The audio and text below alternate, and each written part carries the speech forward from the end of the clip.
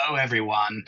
Welcome. We're going to give just a few moments for everybody to get settled and the sign-ins to start trickling in. But I want to take a moment and welcome you to this very special webinar. We've been planning this for several months now. So excited that you've been a part of this, whether you're joining live or asynchronously watching the recording after everything is said and done.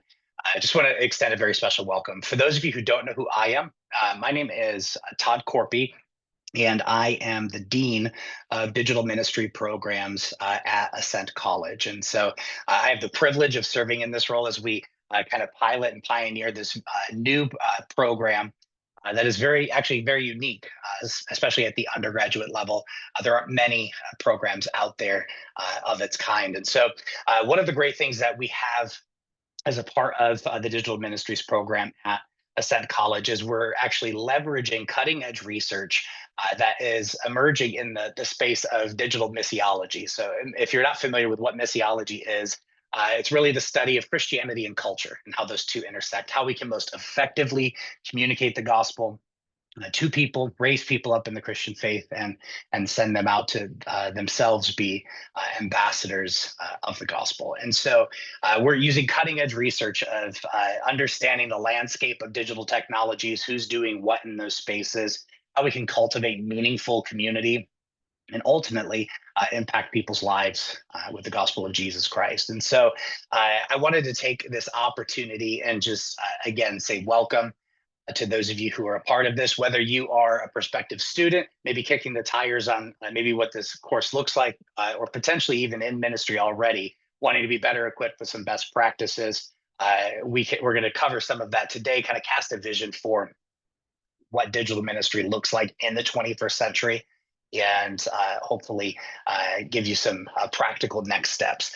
One of the things that I want to do as we get started is I'm going to drop in the chat some free resources. So this gives you just our next steps right off the bat. If you'd like to learn more about the program that we have at Ascent College in digital ministry, you can click on that first link. The second link is actually to a book that I have coming out in September, which is kind of a pastoral theology of artificial intelligence. It's called AI Goes to Church. So what it is not is kind of 30 ways to hack your chat GPT prompting or something like that, but kind of looking more theological, kind of foundational, asking some necessary questions about what it means to be the people of God in the age of artificial intelligence as this technology is rapidly changing the way that we live our lives. And then third is a link to some of the research that our program is actually based off of, that is coming out of a research partnership that I lead out of Wheaton College called the Digital Mission Consortia. We have published 2 white papers that you see when you follow that link that kind of gets down into some of the fundamentals of what it means to do digital ministry, and some best practices and kind of key postures, but then also kind of even dispelling some myths, which we'll kind of talk about a little bit here today.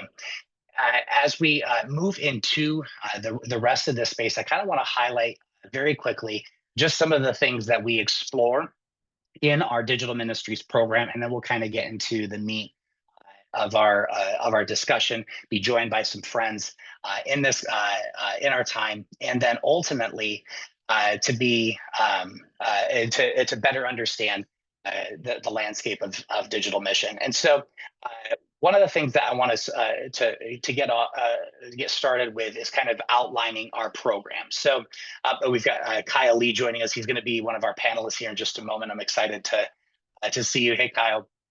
But so the beginning kind of introductory course that we do, we offer 2 different levels of education. We do offer a full bachelor's program that you can take from beginning to end as a part of our bachelor's program here at Ascent College. We also offer a certificate program that kind of gives you the fundamentals, the nuts and bolts of the program without going into a full undergraduate degree. But we kind of talk about an introduction to digital missiology. We talk about culture and community and how they uniquely emerge online. We talk about hospitality and the function of that as it pertains to living evangelistically online, how hospitality is kind of a central component to that. Talk about both evangelism and discipleship in digital environments.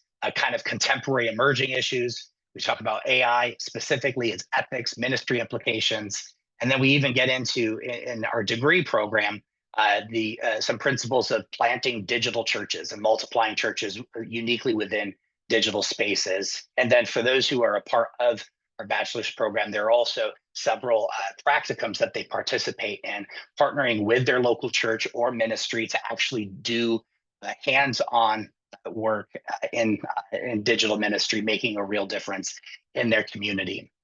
Before we get rolling with our first segment, though, I want to talk a little bit about kind of the some of the fundamental needs to understand as it pertains to doing ministry in online spaces. Really, when one of the kind of crucial things that we need to understand is that digital ministry is real ministry. You know, there's kind of really up until COVID, there was this kind of natural not a stated assumption, but kind of this belief that eventually this whole internet thing will blow over and we'll be able to kind of get back to doing ministry the way that we used to. But it would seem the internet's not going anywhere, and increasingly we live lives that are kind of this hybrid existence of online and offline.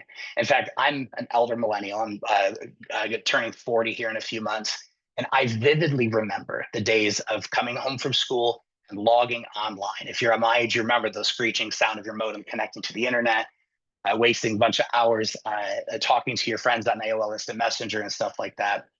But those notions of logging online and then logging offline, kind of negotiating between I have my online time and my offline time, just don't exist anymore, right? Everything from our doorbells to our dishwashers are connected, and we're constantly in this space of living online and offline hybrid lives. One of the stories that I think is really near and dear to my heart is a story of a woman that was a part of our local church.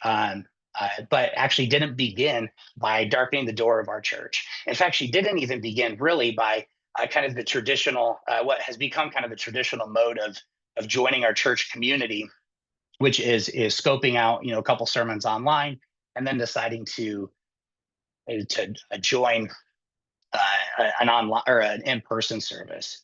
Instead, she actually, because of some past trauma, had a tremendous amount of fear in setting foot inside of a physical church location. And so for months on months, she watched exclusively our online services, would engage with those live streams, and then felt kind of this deepening pull toward I want something more. I want to get connected, and eventually made her way. She decided, okay, I'm gonna try to show up on a Sunday morning. And she got into the church parking lot and froze. She chickened out. And so she sat in the church parking lot and actually watched our live stream from her phone. And that became kind of a new comfortable norm where for a couple months thereafter would drive to our physical location, sit in the parking lot and watch our services online. And it actually wasn't until she actually invited her daughter to go to church with her, showed up in the parking lot, took out her phone, and her daughter was like, no, like if we're driving all this way, we're actually going to go inside the building. And ended up finding community, finding life-giving community and whatnot. But that's a helpful, just anecdotal story of life change that began online and would not have happened had we not committed to, after the COVID pandemic had come to a close, continuing to broadcast our services online. And I would say there's even a unique call for us to consider what are some ways that we can sustain that community so people like my friend that I just mentioned aren't on their own, but are able to connect to online community, connect to the church online in digital environments to help steward and build trust in relationship and to meet them where they're at. So there's a couple things, unique dynamics of online ministry that I think are important to recognize. The first is that increasingly the internet is where people spend a vast majority of our time. When we look at statistic after statistic, study after study, in some way, whether it's simple pickups to check social media from our phone, or extended times participating in online virtual worlds or games, we spend an enormous amount of time on the internet. So we have to recognize, kind of as a biblical precedence, Jesus calls us to go where the people are. And so, as the people of God, as the community of faith that holds this precious gospel that Jesus is the risen King, that uh, he has liberated us from the bonds of sin and death and the grave, and is coming again to make the world new in His image and under His lordship, that He's calling us to participate in sharing that gospel, to being the incarnation of that gospel wherever people are. And we would be crazy not to consider the reality that if most people are online, the church needs to be in those spaces as well. Just as Jesus met the Samaritan woman at the well, He didn't expect her to come to where He was. He went to where she was and met her in that space. So I want to share briefly with you before we get into our first block of time with Kyle and with David. I want to share with you 6 quick truths about the digital frontier of Christian ministry. The first is one that I already highlighted, that we live in this hybrid existence, constantly online and offline. Typically, however, outside of simply broadcasting services on a Sunday morning and maybe inviting people via our church's Facebook or social media, the local church is often only meeting people in that physical dynamic of their existence. So we're in respect only ministering to about 50% of a person's total life. What does it mean instead for us to consider how we regularly engage people in that other 50%? The next truth is this: to reach the next generation requires digital ministry. We're going to hear from a friend of mine toward the end of our segment here today. That is one of my favorite experts on Gen Z and specifically Gen Alpha, who church experts and sociologists refer to as digital natives. They have been born and raised in the era of the internet. And so their entire formation of community involves digital environments. It's incredibly important then if we have a heart to reach the next generation, to reach Gen Alpha in particular with the gospel, to raise them up in the faith, to better understand how they engage online, and to develop practices and principles of developing community and meeting them in those spaces.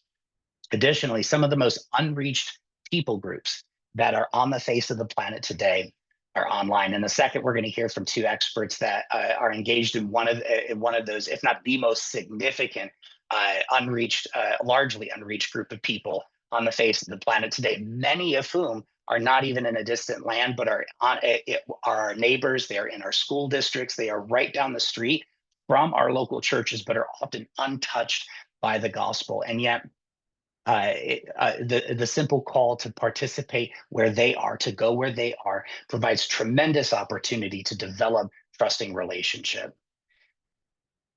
Number 3, digital tech complements physical ministry. It won't replace it. There's this kind of myth of what I call the myth of digital replacement, that if my church leans too heavily into digital ministry, people will stop showing up to physical expressions of church and will just favor online instead. But a number of studies have proven this to actually be the opposite, that the people that are most engaged with the church's live stream are also usually the ones that are most engaged in leading small groups and leading ministries and attending every Sunday, but yet they're on vacation or homesick with the kids or something like that. The other groups of people that are most frequently visiting a church's live stream expressions of worship include those who can't actually, they aren't in proximity to your location, so wouldn't be able to go anyway. Those for whom, like the story that I shared earlier, because of past hurt, past trauma, disillusionment, abuse, that's the greatest degree of connection that they can give at the time. And so it's a lifeline for them that we would be foolish to sever. And then lastly, there's that very small segment, a group of people that, yes, they're within physical proximity, but they choose to be online anyway, which represents a very small portion who, if you just stop live streaming, would just find a different live stream to participate in anyway. The next one, the trouble for many churches is not a question of desire. There's a pastor after pastor that I talk to. The desire is there to leverage digital ministry, but there's often misconceptions of, oh, well, that's for big churches with massive staffs and large budgets. It's actually a question of how. How do I, with the 70 people a part of my congregation, how do I develop a practice or a ministry in online spaces? And we're going to talk a little bit about that today. This is why we developed that digital ministries program. So it's not simply to just kind of ideate about the like a theology of the internet, but instead to begin to raise up a generation of ministers that are well equipped to understand how we function as human beings in online environments, and to know the uniqueness of how that's changing how we need to present the gospel. The irony is that it's actually calling us back to some very ancient practices of how our spiritual mothers and fathers would talk about the gospel, would share the good news of Jesus with those around them. Things like presence, things like authenticity, things like community, moving away from just a strict oratory explanation of the gospel to a proximity and an incarnation with the gospel through a trusted relationship which develops in proximity. So I want to take a moment, and I believe, let me see if I can change the view here so that way everyone can see Kyle and David. There you guys are. Kyle and David, I want to take a moment and welcome you guys. I'm so excited for this part of our conversation. You guys are both engaged in incredible work and doing some really unique things. I've had the privilege of talking to both of you in different environments and hearing your perspective, hearing some of the work that you do. But the rest of this webinar, the attendees haven't. So would you take a moment, and David, maybe we'll start with you. Just take a moment, introduce yourself, tell us a little bit about the work that you do. Fantastic. Yeah, my name is, and there goes my camera. Okay, there we go, back again. Yeah, my name is David Lee. I'm also known as the Kindly Cleric. I am currently one of the co-leaders of Columbus Got Game here in town. Also, So Epic Ministries, which is a ministry that's specifically focused towards individuals that would go to Comic-Cons. We just say missionary to nerds is basically the way that we put it, where we are. Also, part of, I run the Kindly Cleric, which is I play games with people all day as a profession. I am a dungeon master with startplaying.games, and I've got a server that have 150 plus individuals that are kind of our core of groups that are continually playing games throughout the day, both video, TTRPG, and online. And I get to minister to all these crazy folks, and yeah, it's fantastic.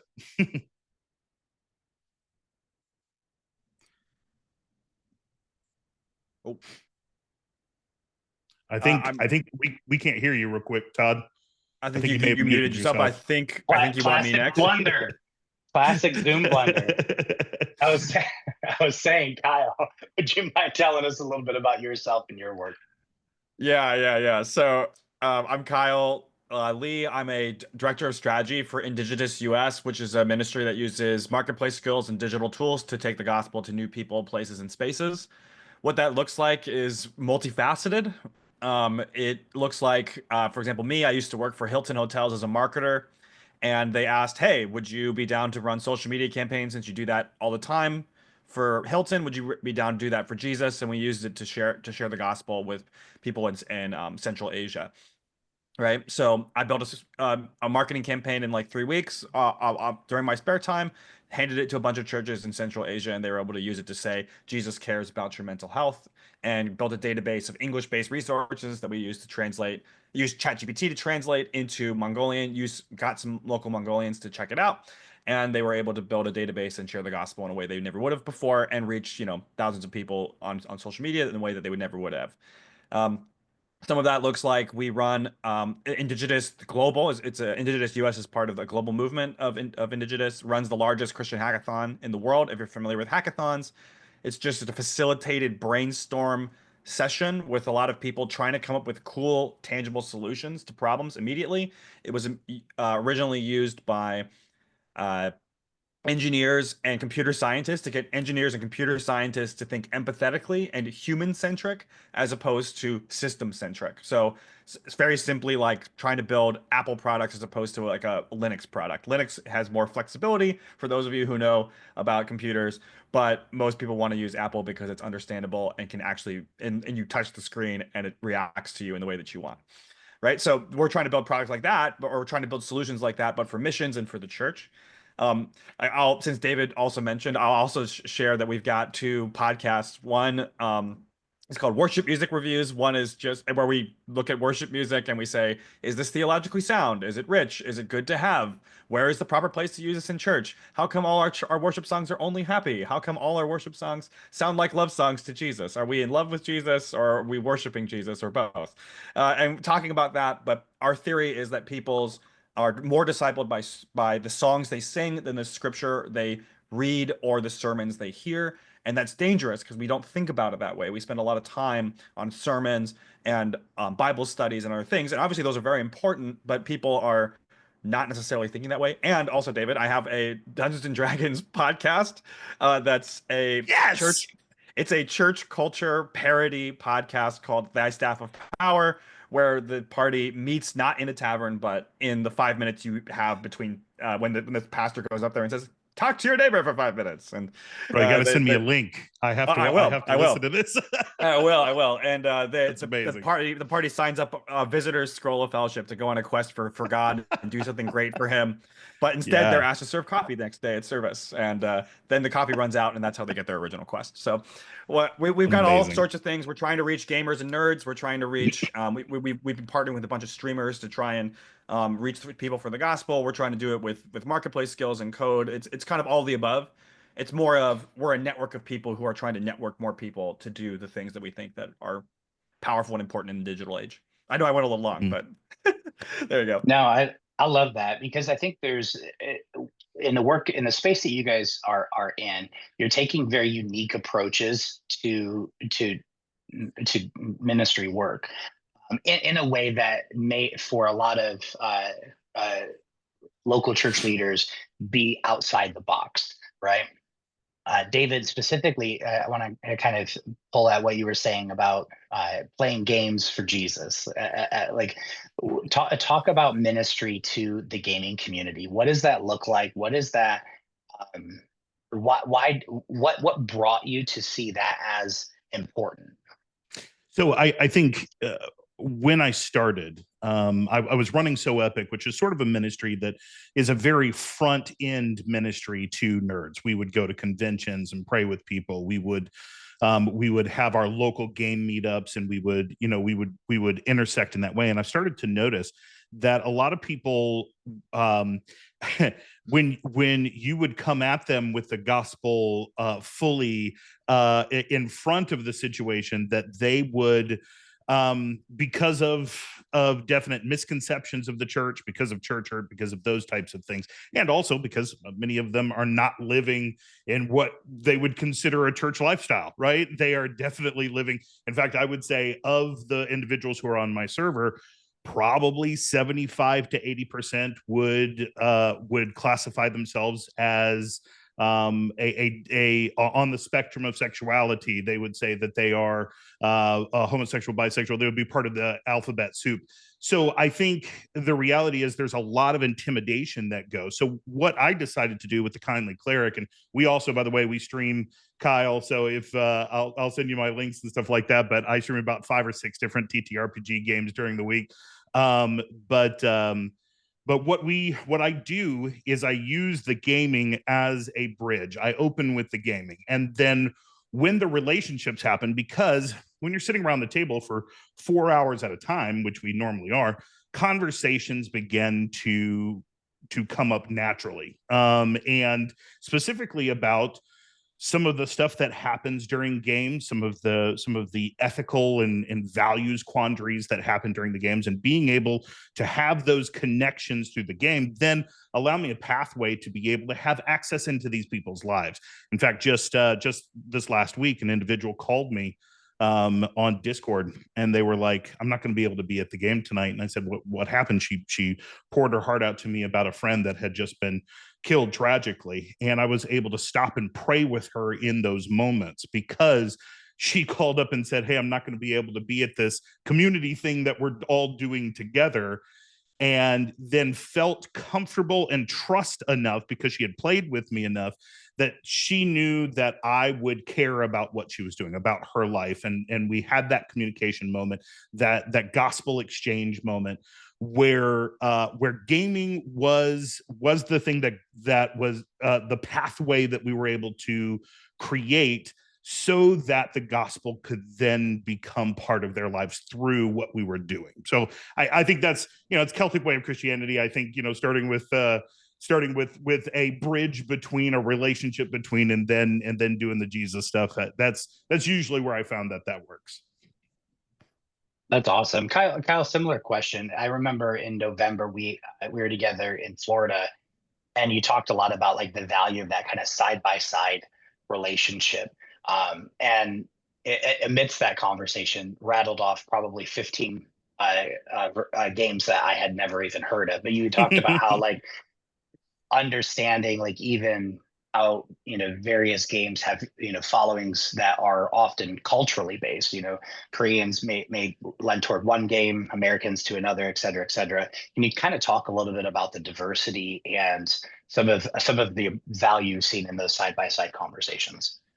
Yeah, so one thing I would like to share, like just before we think about it from the more marketing angle, is when you think about what artificial intelligence and what marketing does nowadays, right?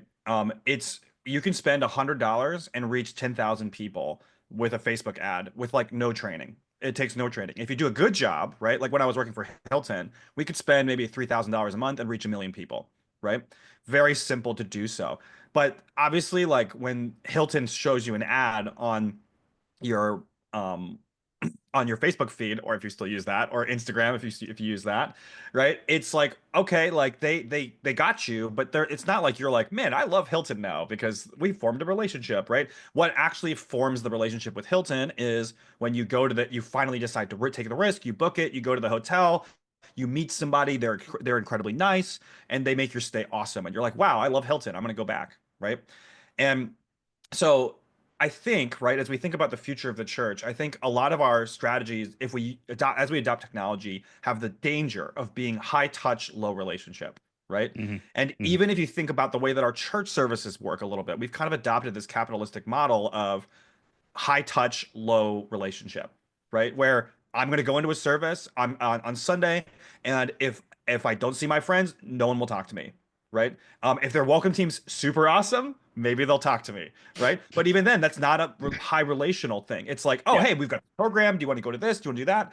And again, like there's some practicalities here for how churches work, but I want us to think about that. And I think this is why what David is talking about, what you're asking about, what I'm thinking about is important, right? If I know there's plenty of people like, and I'll use a completely non-game example where in my church life in the past, I just had a bunch of people writing poetry. I'm a poetry major back in college. We just came together, we wrote poetry together, and we shared, right? And it was not Christian explicitly, but we had a bunch of Christians there, but we also got non-Christians, and we all wrote poetry and we shared, and we were sharing really, when you write poetry, you write about your real life. And so we shared a lot of deep things. That was the first start of my church plant in New York City, where we planted a church out of that, because we kept getting people to come and form community together, right? And as you were saying, David, like right where someone was calling you, right? We had people come and they're sharing about like their family traumas, they're sharing about deaths in the family, they're sharing about their relatives being sick, but not just like, oh, like let's just, like my aunt's sick, could you pray for her? But like, no, like I'm weeping like in front of you because here's the poem and it's so difficult and I don't know how to handle it. And then we get to hang out together, we get to pray together, we get to eat together, and we get to see each other every week, right? In a way that is really powerful and meaningful. And I think that's the opportunity that comes from creating this third space or being side by side. Um, And yes, to get into like the game aspect, right? If you think about if you're gonna say, hey, somebody's a gamer, right? I can tell you, my mom is a gamer, right? This is nuts, right? She's like 60 something, right? She's a gamer because why? Because when she's bored every once in a while and she's got nothing else to do, she'll play Candy Crush on her phone. Everybody's a gamer, right? But I'm also a gamer. I play solo Japanese role-playing games, pretty much. I don't play any of the ones that allow you to play with multiple people, right? There's some people who only play with certain types of things. There's a game called, I gave two examples in my talk in November. One's called Eve Online, which is like a giant sci-fi simulator, but it's basically called spreadsheets in space because it's That so is. complex. I played it once or twice. It was so complex, so math heavy, and it's like basically running your own economy that like the only people who want to play are like accountants, right? So that like if you're trying to reach people who play Eve Online and they're all accountants, right? Try to think about the way to reach accountants as opposed to trying to reach Candy Crush players, right? That's very different, right? A Candy Yep. Crush is like my mom, and Eve Online is accountants, right? You talk about something super famous like League of Legends, which has the more views on their final tournaments than the Super Bowl and the NBA Finals, right? There's millions upon millions of dollars there. That is like a certain age group, a certain age bracket, a certain demographic that is there, and that is a very different culture than a bunch of accountants who are all playing this spreadsheets and space game, right?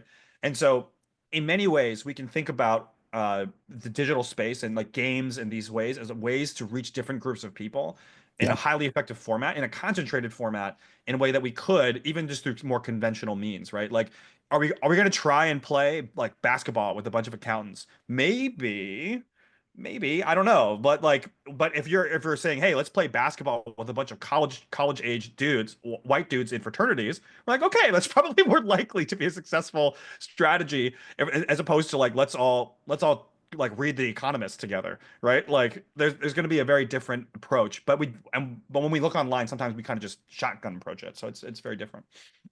Yeah, I think there are those niche groups that you can ultimately find, and I actually consider them different harvest fields. These are folks that are in their native element.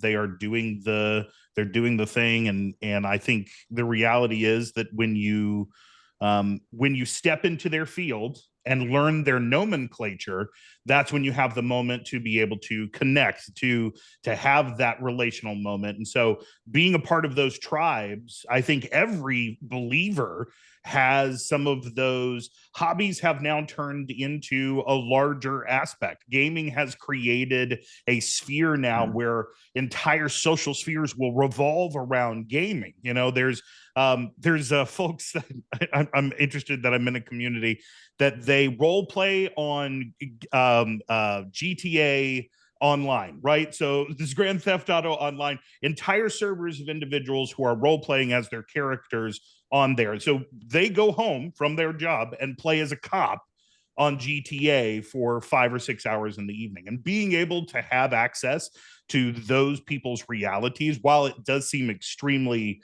probably strange, I don't know, it feels like it's extremely niche, but there are realities of those social spheres of gaming that exist that are harvest fields for us to be able to hop into. Sorry, I know you didn't call on me. I just had a thought. Oh, that's great. You guys, yeah, you guys feel free to chime in. However, I love, and it does kind of. I think when that information's new, when that insight is new, it can stretch the imagination. But if you think about it, like this is no different than how denominations and missions agencies have prepared missionaries for hundreds of years. We don't prepare missionaries to the MENA region, Middle East, North Africa, the same as we do to Southeast Asia, and American missionaries aren't prepared in the same way that Latin American or African missionaries going to another part of the world are.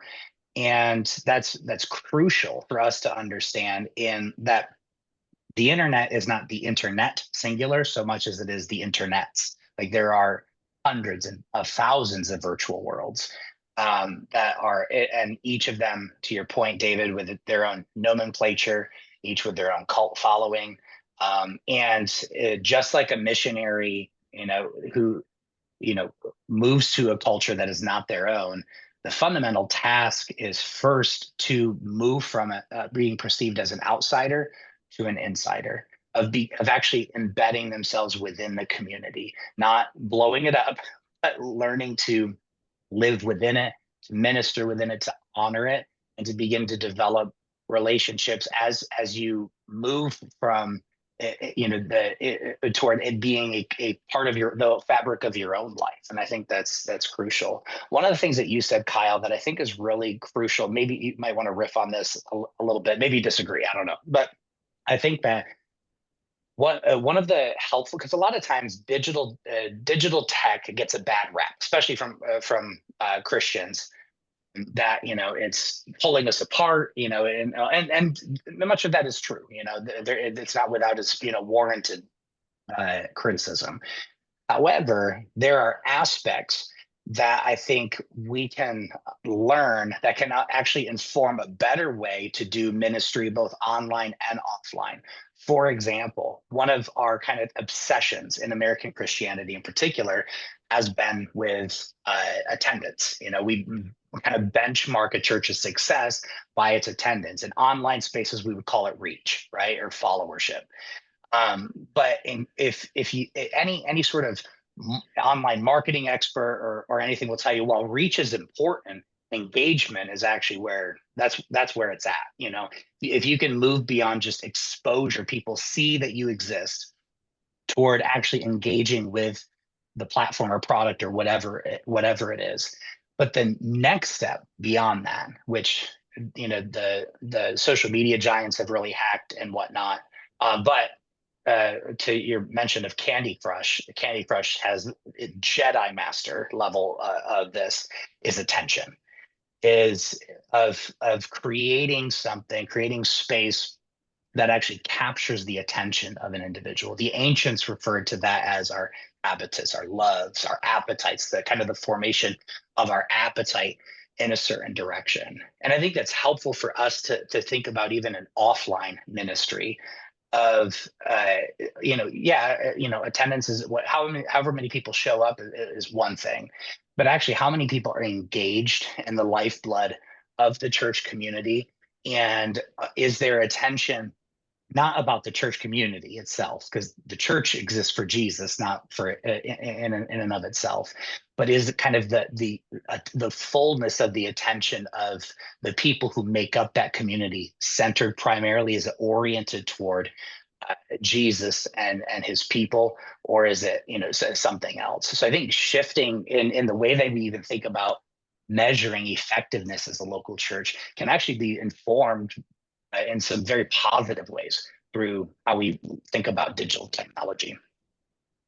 Yeah, I would definitely say, like, I mean, as someone who's got a marketing background, right? Like, I'll ask, like, like, I know, Todd, like, you're a parent, for example. Like, if you were going to say, hey, child, my son or daughter, like, here's a couple things I think you should pay attention to, or can you do this for me? And they're sitting there and they're like technically listening to you, but they're not paying attention at all. You probably know when that happens.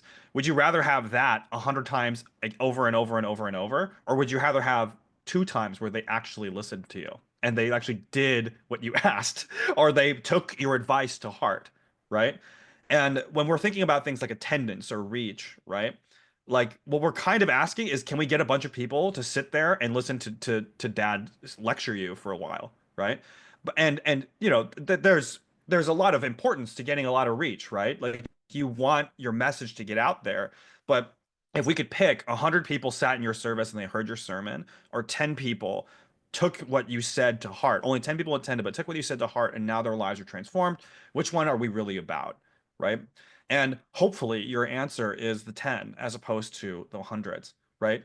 Um, and I think that's what's really crucial to me about this type of ministry overall, is that I think when we're thinking about, like, oh, tech is bad, it's tearing us apart, I think we are tearing us apart using technology, right? We are using technology to make this happen. Like, it's not that, like, a Facebook or Twitter or these places are inherently wrong, right? Someone designed the algorithm to push hate and push like up to the top, and we keep clicking it.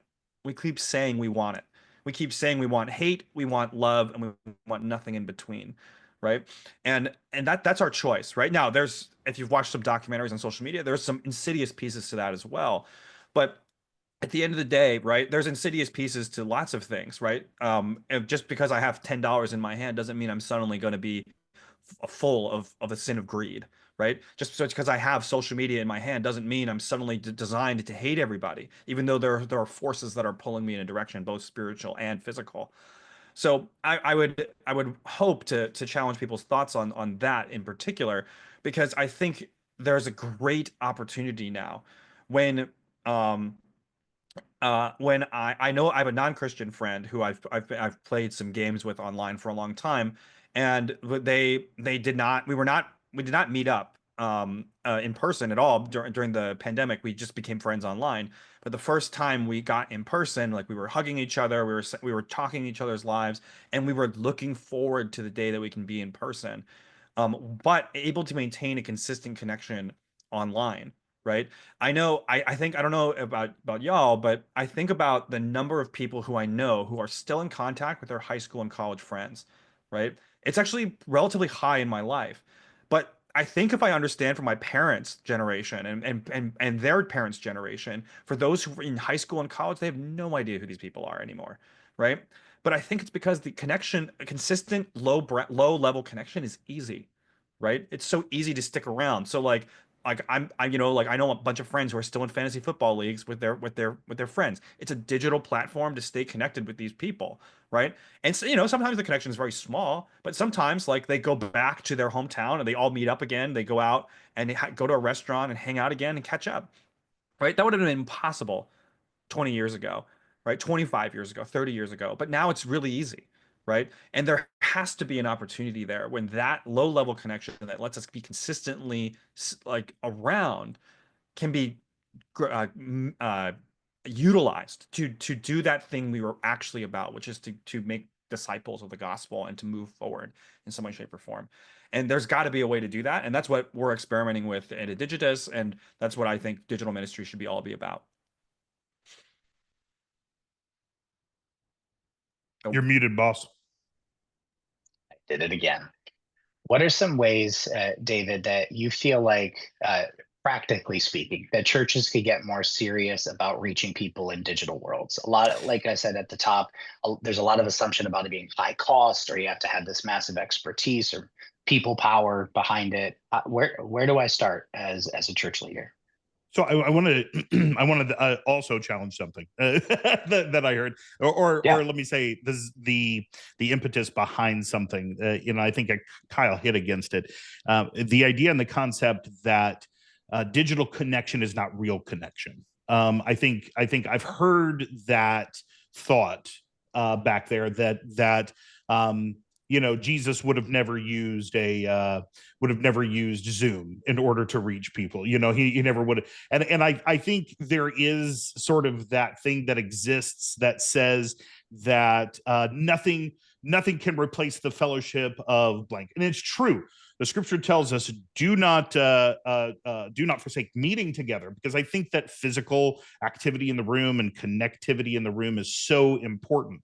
However, I will say this: I have a community online on Discord who talk to each other, share each other's lives. In fact, we just recently launched this thing. I don't know if you know about Conqueror challenges. I don't get any kickback for naming them right now, but they're basically an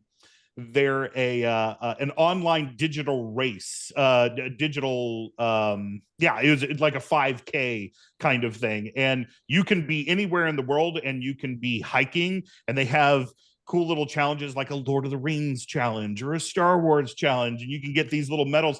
We have a bunch of our people that are losing weight and walking together online, who are accomplishing this deal, and they're in disparate places. I got a couple in Australia who posts every day their numbers in our group, and we're a gaming group. We don't do this. Like, that is not something that happens. I think the idea that says that you have to have this whole blown out ministry of all this stuff and the money to be able to reach it, I think this comes down to a small group strategy that exists that is simply life on life. You get individuals who already have a digital presence or already have, and I guarantee you, there is somebody in your congregation who at least has 12 followers on TikTok or a something somewhere, or a YouTube channel that they're kind of running just a little bit, and empower that, push into that, help them to be able to have what they need and be able to, ultimately our goal, yes, is to be able to draw back to the idea of the church. But I remember when the small group revolution began, we were like, interest-based small groups. Should we do that, right? Should the surfing group that seems to already exist, should we call that part of the church? Because it's just surfing. And I think if you connect it in with what's going on inside the church, the reality is that there are already interest groups that exist online of believers that just need the encouragement to take it to the next level and talk about Jesus in what they're doing. We talk about workplace ministry all the time, and that is a huge push for us. This is a work and hobby space ministry push. You can empower people who are already doing this instead of the church having to make a big push to make this thing happen. At least that's my thought. Mm-hmm. Definitely. I mean, from just to jump off that really quick too, like, I mean, I think about, I was just writing a paper for the EMS.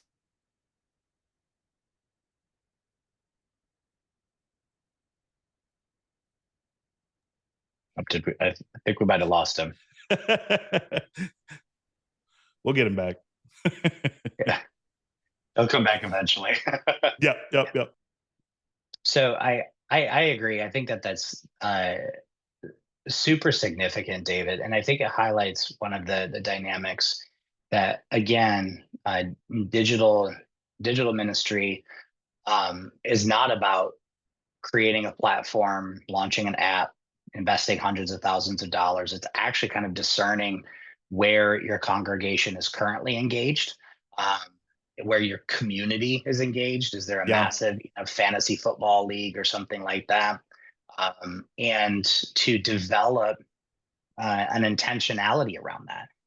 One of the things in our research that we found that one of the biggest barriers to people in local churches being missional is a lack of thought, like a lack of awareness to what that looks like. And typically we tend to engage in digital environments for affinity, for community, for self-expression, for this or that. And it doesn't take much in terms of kind of how we approach spiritual formation and discipleship in our churches to help people see the vision of that virtual game that you're in, League of Legends or World of Warcraft or whatever, is actually something that we could, or that you could share your faith through and develop a ministry through that. You love playing fantasy football. Instead of it just being kind of a group of guys within the church conclaved together, as a church league, invite neighbors. You want to talk about a great way to get dudes, or women. My wife has played more fantasy football than I have.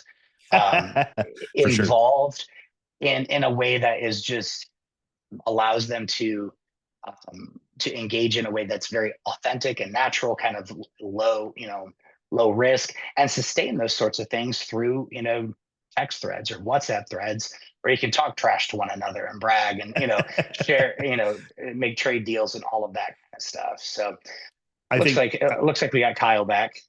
Fantastic. Yeah, I'm back. You were talking, the last thing you said, Kyle, was that you were working on a paper. Yeah. I might have missed something if we already covered some of these things, but I was working on a paper all about the just like the history of innovation in the church. And we're talking about like the printing press. It was invented in 1440. And then about 80 years later or so, that's when Martin Luther says every single person deserves a Bible and should be able to read scripture for themselves and free from institution, et cetera. And that claim is only possible by Martin Luther because of the printing press, which of course prints over 180 Gutenberg Bibles and is printing a Bible in a year. It's printing like more Bibles in a year than anybody could print in like a lifetime, basically. And I think that technological advancement allows Martin Luther to make his claim, and most of us on this call, I would presume, are people who have read the Bible for themselves and believe in the importance of reading the Bible for yourself, right? And when you when we think about that, I think it's really important to think about how we view the internet, given that it was invented just 40 years ago, right? But by 10 years after the invention of the printing press, Gutenberg had printed all of his Bibles, right? And 10 years after the internet was invented in like 1983, Christians were not using it, right? And I would really wonder, like, what does it look like for us to do that? Because and oftentimes we have said, oh no, the technology is too scary. What if Gutenberg had said, like, oh, what if someone takes the Bible in its printed form and misinterprets it, right? Which, to be Yeah. fair, people have. They have. But also that, like, entire mission agency strategies are, let's get a Bible in somebody's hands because we believe in the Bible's power. And I think in some ways we are doing the same thing when it comes to technology and internet nowadays, right? We're saying, oh, what if someone misuses it? What if there's these things like that? And the other thing I would say really quick too is every single church that has a building generally sits empty from Monday to Saturday, and Mhm. they're paying for internet, and they have TVs, and they have meeting rooms already, and that is a prime space to play some games, have some small businesses, have Yep. some things that people could use all the time. Just and the church is already basically paying for it. Maybe they got to pay a little bit extra for electricity or a little bit extra on their internet bill, but they're already using it, right? Like, you're already paying for that stuff, so why not have on Wednesday nights a bunch of young like 17 to 20-year-old boys play FIFA and Madden at your place, and it would cost you maybe nothing because they probably already have their system, but then they could play it on the sanctuary uh plasma, like the sanctuary projectors, and they're suddenly, it's a super cool exciting thing for them to be able to do and play and hang out together, and they can invite their friends, but it doesn't really cost you that much more of anything. There's definitely Yep. ways to think about it, but I think what is required is the humility to know and understand that, like, even as somebody who's a young millennial, like, I know I'm not an expert on Gen Z and Gen Alpha, what they like, what they need. But my question to all of them, whenever we meet with them as Indigenous, is always like, what do you see? What do you do? Where does your heart want to go? And how can we empower you to do that? Because um, I think about like the dignity that Jesus provides to his disciples and to those he loves when he meets with them, and he says, "What is it you want me to do?" Right? How can I partner with you? Like those are the types of things that he's doing, as opposed to just dictating everything per se. That's so good. So good. Yeah, I think that this provides such a helpful backdrop of kind of understanding the need, but also some of the kind of the particulars. And it's not this overwhelming piece. Like, we can actually, you can get started with taking digital ministry seriously, and it's actually something that's very organic. And I think one of the fundamental motivations, and I've heard it implicitly in both of your and the words that both of you have said, that's a conviction of mine as well, is that we can't simply um, like, sharing the gospel can't be an ulterior motive with how we engage online. It has to be what um, Jay Pathak refers to as, instead of an ulterior motive, an ultimate motive, in the sense that, like, I love my wife. We've been married almost 17 years, 17 years at the end of this month. And so inevitably, if a conversation goes on long enough, even in this webinar, here we are, almost an hour into it, and I'm bringing her up. This is not the first time I brought her up because I love her. She's important to me. She's part of my life. Um, at some points or another, I want people to know that I'm married to her. And in a similar way, when we're engaging in online spaces, especially with young people, Gen Z can sniff out an ulterior motive like, right? Because they live in a world of virtual reality and of artificial intelligence doctoring videos and stuff like that. Everything is high production, and you see this movement towards valuing authenticity and transparency. And so I think before a local church or a church leader begins to think through, how do I want to engage in digital ministry, you need to ask yourself, how do I kind of inspect the postures of my heart to, ask the Holy Spirit, Lord, give me a heart for this group of people, for this context, so that my posture is one of authenticity, it's one of genuineness, and it's not one where I'm just waiting for the moment to slide the chick track under the door, so to speak. Y'all remember chick tracks? That was a fun time. Anyway, I might be dating myself with that. But David, Kyle, I want to thank you guys for being on. Please feel free to hang on if you'd like. We're gonna make a shift here and welcome in the Reverend Dr. Terry Parkman, who is joining us from somewhere in the world. Where are you at again? I'm Terry? in the exotic locale of Washington D.C. right Sure. now. I literally just landed about 30 minutes ago, and so I'm like, man, this is a digital summit, so why not just get in from my phone and have this conversation here? For sure. Well, Yes. I'm so glad you're here. I'm glad that you're able to make the time. And Terry, would you mind kind of telling those who are on the webinar a little bit about yourself, what kind of the work that you do? 100%. Well, thanks for having me here. This is something that's super close to my heart because my heart is for the next generation and the future of the church. I currently serve at a church called River Valley Church out of Minneapolis, Minnesota. Been there for 10 years as the next gen pastor for the majority of that. I also serve with One Hope as a global next gen ambassador, and then with Empower 21 as a global next gen lead. So it's next gen all the way through. And really my heart is to understand what's coming down the road for the future of the church, to see around the corner, and then to help the church navigate that future, especially in the face of disruption. I just read a report that this generation, we're talking like Gen Z, Gen Alpha, has faced more disruptions in the last 5 years globally than the last 3 generations combined. That means you have this generation that's supposed to be like the most entrepreneurial and innovative generation in history. That's also the most hesitant and anxious generation in history now. And you see that like entrepreneurial spirit being pushed down to younger Gen Zers and now Gen Alphas. And so my heart is really to understand what's coming down the road for the future of the church, and then talk about it, get it on everybody's radar. I always tell people I want the thing that bugs me to bug them, so that we could all be working on the same thing together.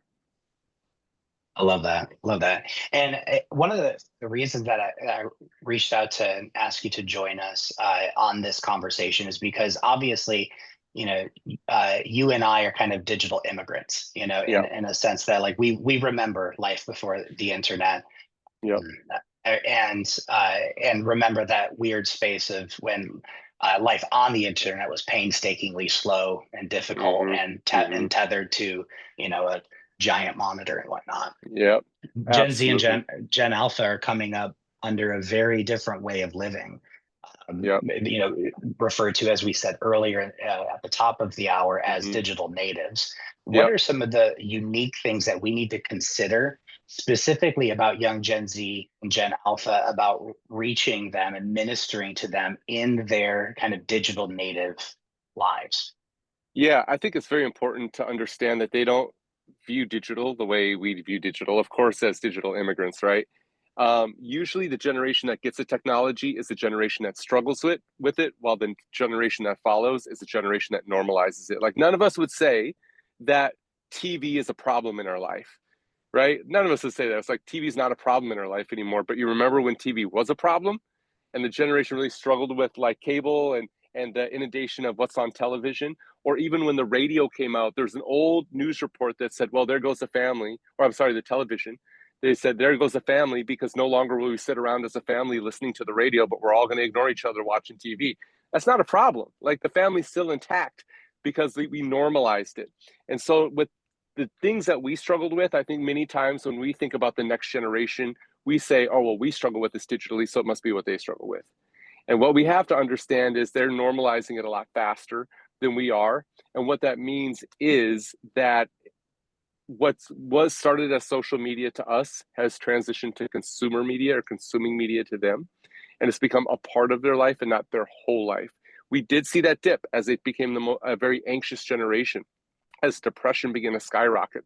But now there's reports of a lift coming out of that, as people not being as dependent on community as found in these digital spaces. Digital spaces, though, when you're thinking of the gospel, when you're thinking of reaching them, it's the new third place.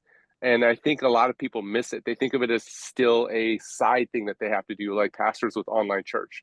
A lot of pastors like, oh, we just post our stuff online and we call it online church.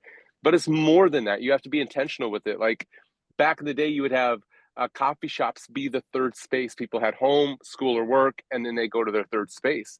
But now online is the third space. It is just as viable as any other space in our world and in our life. And people will go to their first or second space to spend time on their third space. And I think we need to remember that. It can't just be a side thing, because the next generation will sniff that out. They'll sniff out if you're not being intentional, if you're not meeting them where they're at, and they won't want to hear anything that you have to offer. That's so true. So true. And I remember talking with during our study at the digital consortia.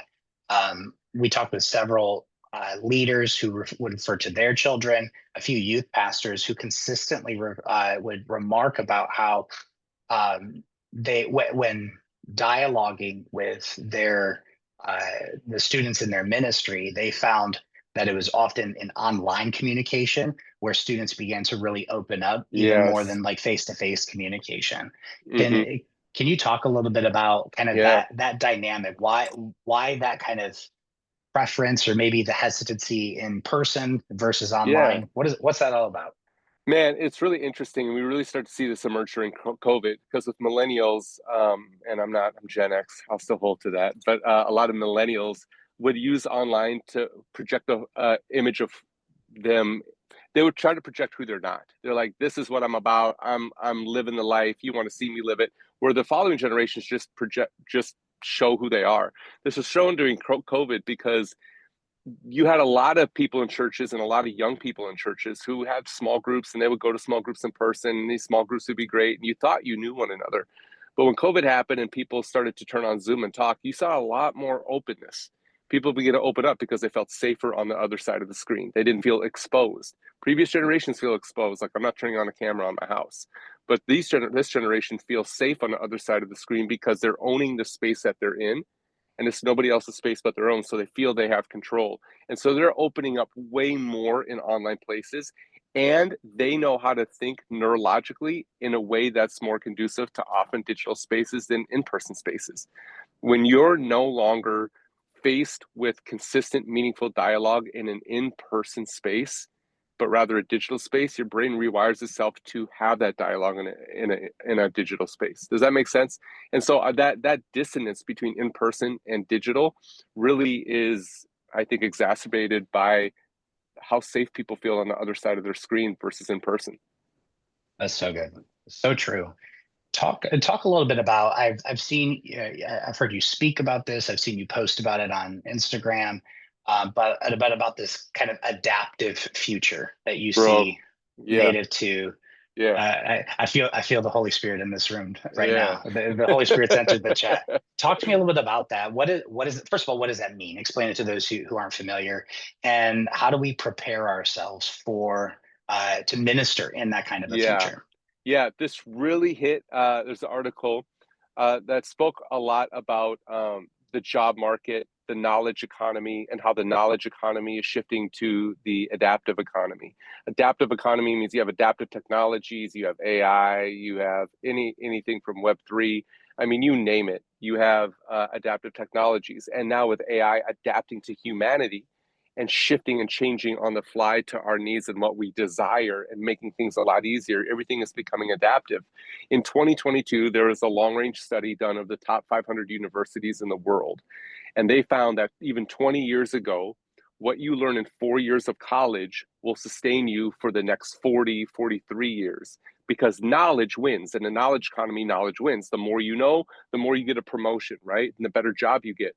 But they found that today, after 3 years in university, your knowledge becomes redundant. So you have redundancy before you have mastery by the time you graduate. So no longer are people hiring out of college based on what you know, because knowledge isn't novel anymore. You can just access it anywhere. But they're hiring you based on how well you can adapt what you know across multiple contexts. Wild. I mean, we're talking about it.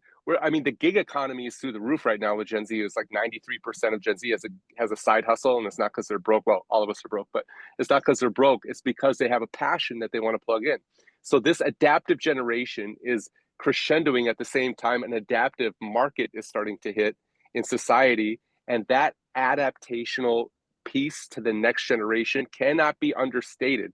I definitely believe that each age accentuates a different aspect of discipleship, and the adaptive age really focuses on how does God move. So you have the Imago Dei, like being made in the image of God, that really became dominant during the agricultural age, because who you are was the thing that brought you value. Agricultural age, what you do brings you value. So the Missio Dei really accentuated and started to like become prevalent during that time.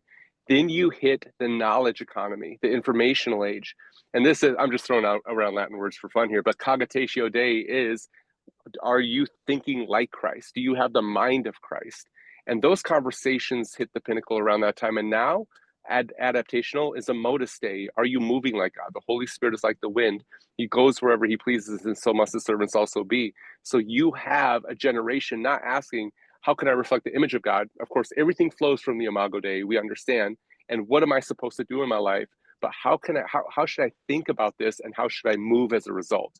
And if we aren't meeting those needs in digital spaces and helping the next generation understand it, we're completely missing it, because an adaptive age is just starting, and it's going to last for quite a long time.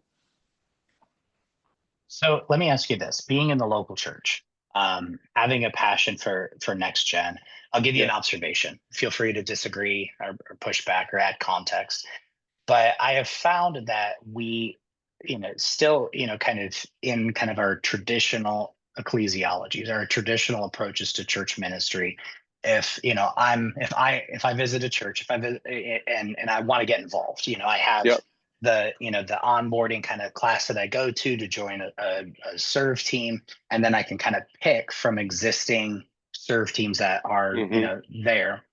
But increasingly, I've observed that this creates a bit of a dissonance where the service of the church is born from the perspective of the leaders, not necessarily discerning the people that God's bringing into the congregation. So you wind up with, specifically with next gen, who are often doing, Gen Zers are doing a million different things online. Like you said, a vast, overwhelming majority have some sort of a side hustle. So, this, 17-year-old, 18-year-old kid wants to get involved in church, and we're like, hey, serve, coffee in the coffee shop, and they got, 45 million followers on TikTok. Yep. How do we adapt as local church leaders to account for the unique skills, the digital savvy, some of the thing that God is doing in this generation, not to stifle it, not to control it, but to come alongside it, to partner with it. Yeah, man, I think that's such an important conversation in the church today, because how we view serving and utilizing people's gifts comes through the lens of our own personal experiences. And if you're the leader in the room shapes around your personal experiences, right? And we have at this time an inflection point to where young people don't expect to climb a ladder anymore. The ladder's tipped, and it's tipped with millennials, and they expect to be empowered from any rung space that they occupy.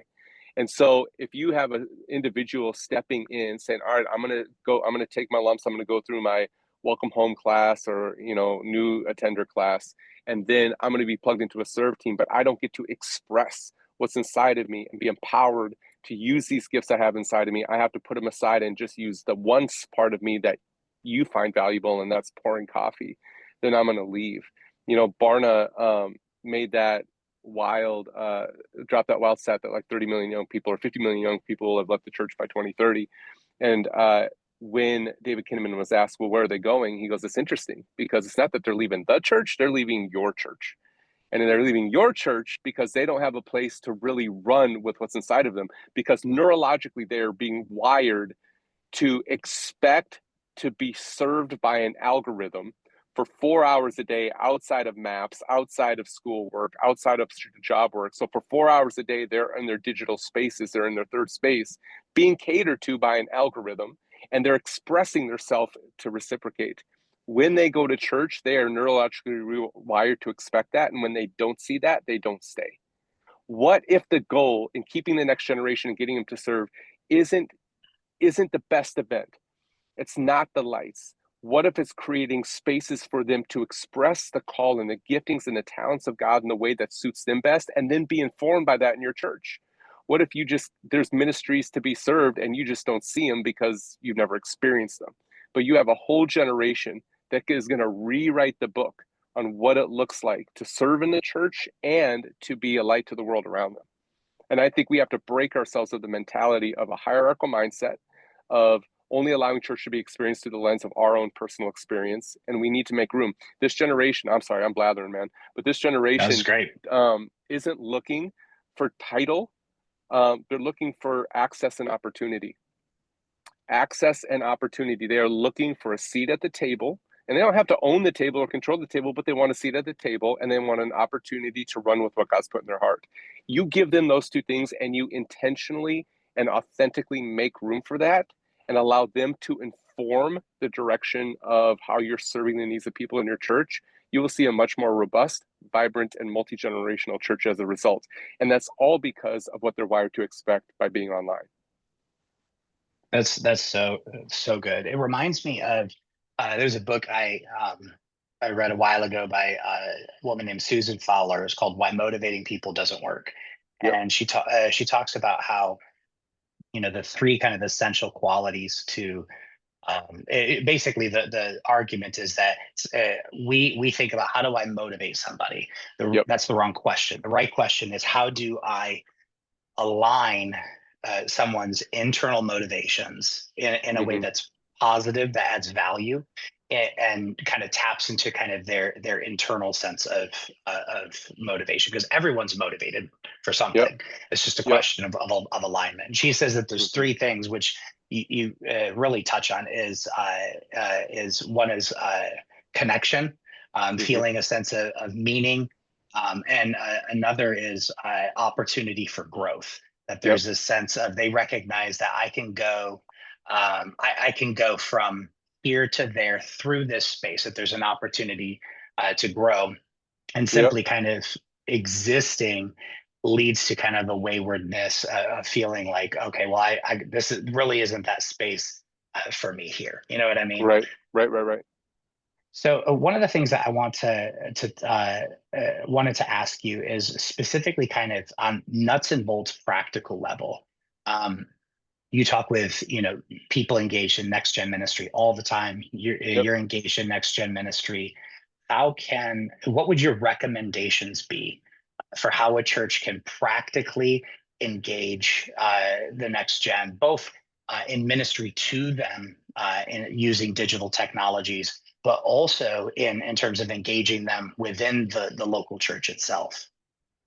I think, I think you addressed it when we're talking about utilizing their gifts in the church. I think one of the most important things is, as long as it's not like immoral, unethical, or illegal, allow their giftings to be able to really inform how you serve the church, whether it's in social media, which is low-hanging fruit. It's like, hey, there's a kid, give them a phone and let them post to our account. That's the lowest thing, but it matters to them, and creating spaces for them to exercise those gifts. But I think when you're online, you have to go to where they are. I think a lot of people believe that when you're engaging a young person online and they will say something wild, just out of pocket insane, like we think, oh, what a stupid kid, just informed by culture. And millennials, we'll argue online. We'll just go into the comment section and have it out. But the next generation isn't going in the comment section to have it out. They're going in there to discover what they believe. So they may say something wild to get feedback on that wild thing. And if we're going to engage them with the gospel, we have to be willing to go on a journey of dialogue with them.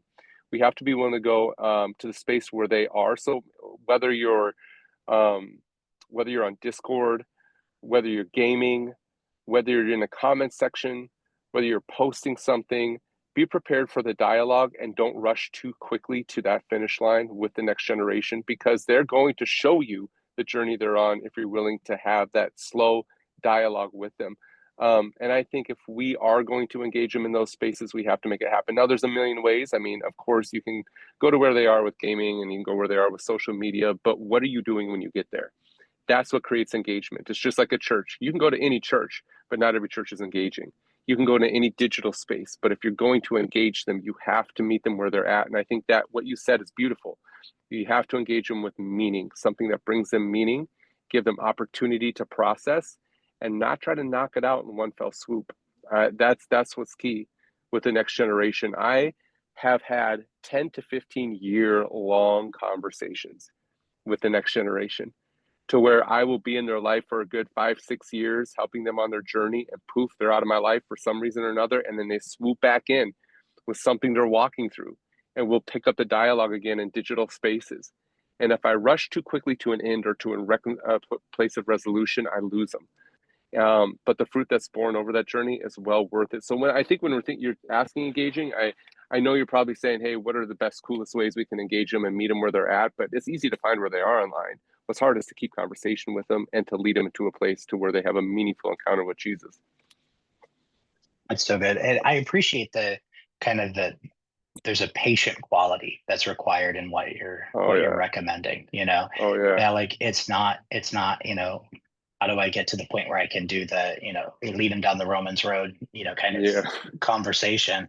Yeah. But instead, this space of being a safe place to handle their questions, their doubts, their wrestling, all of that, to recognize that this is more about rhythm and consistency than it is about, one big, enormous moment of, transformation. I think about it. You have kids, I have kids. I never set my kids down and be like, kids, it's about time I parent you, and this is your decision in moment whether you're going to become my child. Instead, it's about proximity. It's about taking them to Home Depot with me when I have to make a run, or doing this or that. And it's through through that they begin to see the life and the Spirit modeled in me. They begin to see it, and I think the same is true when it comes to relationships that we form online. Yeah, without a doubt. Terry, thank you so much for taking the time. It's been a great conversation. I appreciate it so much. And blessings to you in DC. Have a great time. Thank you. I appreciate you. Thanks for having me out. Yep. We'll talk to you All right, later. see ya. Bye. So with a few remaining moments that we have here, one of the things that I wanted to do is to kind of to recap a little bit about some of the takeaways that we've discussed in this conversation. The first is that digital ministry is real ministry. It's not, I have my real life and then digital life. A real ministry, referring to physical ministry, and then we also have what we do in digital spaces as well. There's also a call for us to see digital tech both as a tool of ministry that I can use, digital technologies like Canva and all sorts of stuff to be able to make ministry, happen. But it's also a context of ministry where relationship, where community forms. And we need to, as the body of Christ, really begin to ask questions, just like we did, years and years ago in preparing to send missionaries from one place to another. What does it mean to understand the cultures that I'm engaging? One of my recommendations, as I frequently talk with church leaders, or those who are asking questions about where do I start in digital ministry, one of the practices that it has become time tested that I've seen over and over and over again, whether it's a church that engages in some sort of digital ministry program well, or whether it's friends of mine who are engaged in digital forms of mission like Kyle and David, or friends of mine, I have a friend who's a full-time missionary on Twitch. and has tremendous relational capital that he's built over the course of time to begin to have really significant gospel-oriented conversations. Whatever that looks like, what I recommend to people is to start somewhere. Start somewhere. Don't feel like you have to master all the social media platforms and all the virtual games and worlds that are out there.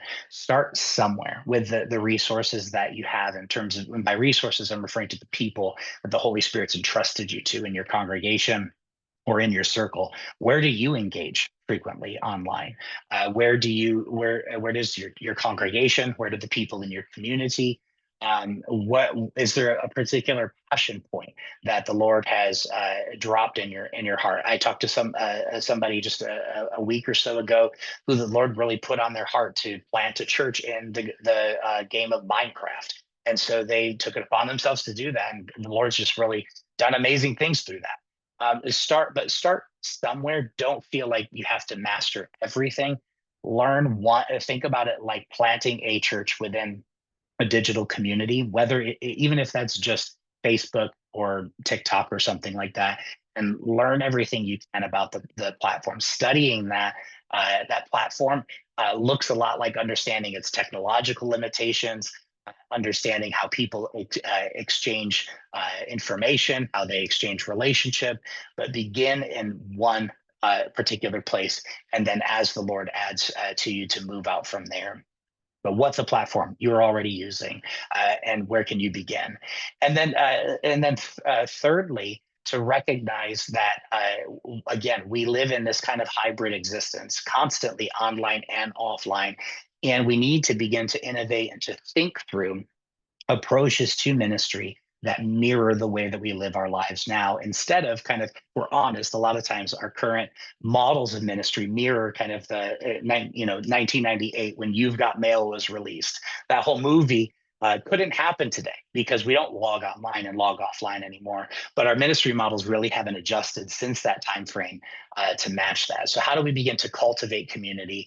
How do we begin to think strategically?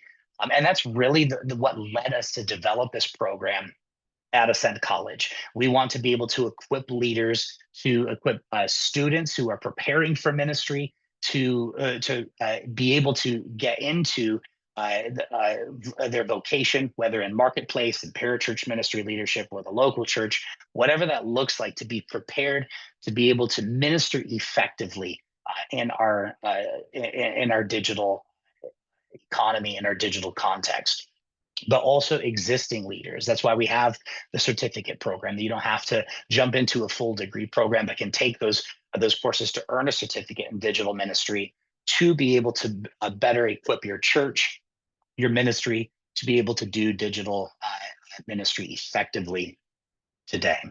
And so my kind of calls to action for this time would be, if you're interested in learning more about the program that we have, you can click that link. That's also how you can get in touch with me. I'd be happy to talk more with you, answer any questions that you have. You can follow me on social at Todd Korpi. Feel free to drop me a DM if you have questions or anything like that.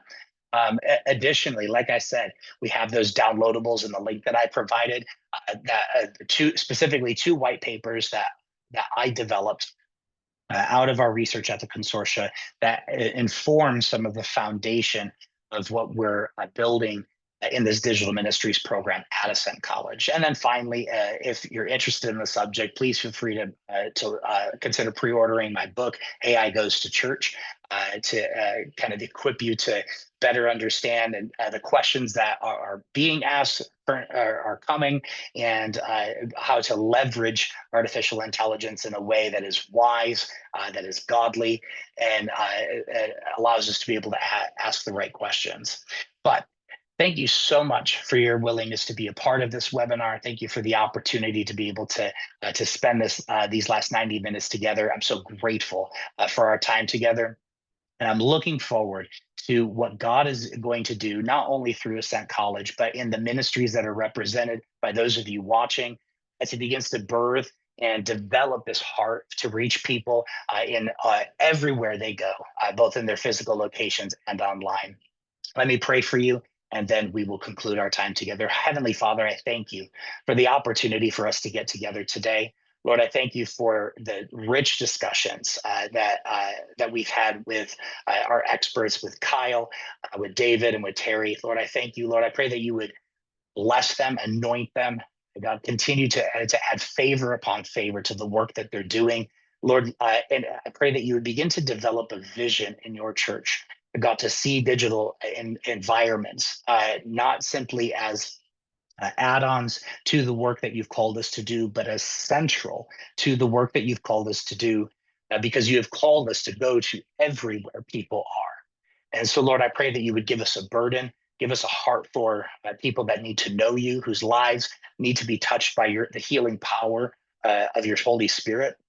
And Lord, give us wisdom, give us eyes to see. Lord, I pray that you would continue to develop and to grow our program here at Ascent College, that you would bring the right leaders and leaders in training along so that your name can be proclaimed throughout the world and in digital environments. We pray all this in the name of the Father, the Son, and the Holy Spirit.